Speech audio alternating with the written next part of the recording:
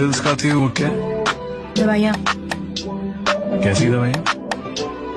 डाइक्लोरोसिस्टिन, जिंकोडेस्टिन, oxalate sulphide. तुम बीमार हो नो, तो लेती क्यों? मेरी बॉडी में सेंसेशंस होते हैं, पिल्स उनको कंट्रोल करते हैं। कैसे ये सेंसेशंस?